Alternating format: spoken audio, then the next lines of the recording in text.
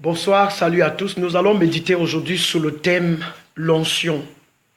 Le mot grec créo qui parle de l'onction signifie consacré à un office. Ainsi, lorsque vous vous convertissez, au moment de la conversion, vous êtes consacré à Dieu par votre union avec le Christ.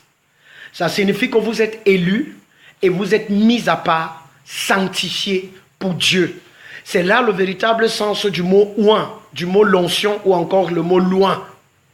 Donc, l'onction ou loin fait référence à votre consécration à Dieu, fait référence à votre élection, fait référence au fait que vous êtes élu. C'est pourquoi Jésus était appelé l'élu de Dieu, loin de Dieu, il était appelé le Christ.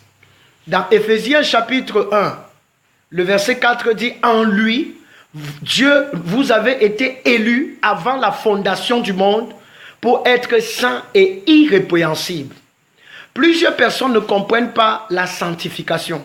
Ils considèrent la sanctification comme un ensemble de choses à faire et de ce que tu ne dois pas faire. Mais cela n'a rien à voir avec tes actions, rien à voir avec ce que tu fais. La première fois que le mot sanctifié est cité dans les Écritures, c'est dans Genèse chapitre 2, le verset 3, qui dit que Dieu bénit le 7e jour et il le sanctifia. Allez-vous me dire que le 7e jour qui était sanctifié était un jour où les gens ne commettaient pas de péché, où il n'y avait pas d'adultère, où il n'y avait pas de vol, il n'y avait pas de mensonge. Mais ce jour était sanctifié, c'est-à-dire il était élu parmi les autres jours. Parce que c'était le jour que l'Éternel a choisi pour se reposer de tout son ouvrage. Donc, le 7e jour était une journée sanctifiée.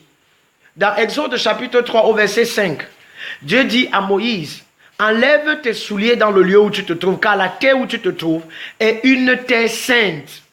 Est-ce que la terre pose des actions? Est-ce que la terre est dans le sens où elle a menti ou elle n'a pas menti? Mais parce que ce lieu a été choisi par Dieu.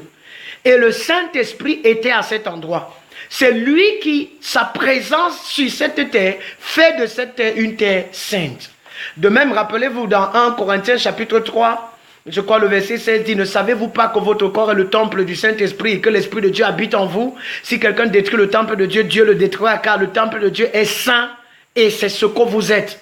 Ça veut dire que vous êtes consacré, vous êtes mis à part, vous êtes élu, vous êtes loin. Dès le moment de votre conversion, vous êtes loin. Ça veut dire que l'élu de Dieu, c'est au travers de vous que Dieu révèle ses mystères.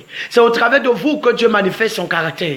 Dans 1 Pierre chapitre 2, le verset 9, il dit, vous au contraire, vous êtes un sacerdoce royal, une nation sainte, un peuple élu. Dans d'autres traductions, c'est un peuple acquis pour annoncer les vertus de celui qui vous a appelé des ténèbres à son admirable lumière.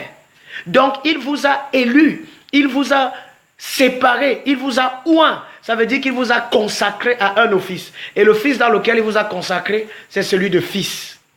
Vous êtes des fils de Dieu, en vue de manifester la gloire de Dieu, au travers de votre union avec le Christ. Voilà ce que vous êtes. Et voilà la signification du mot oint. Mes frères et sœurs bien-aimés, vous êtes bénis pour être une bénédiction. Et si vous êtes bénis par cette vidéo, transmettez-la à vos contacts pour qu'ils soient aussi édifiés. Merci.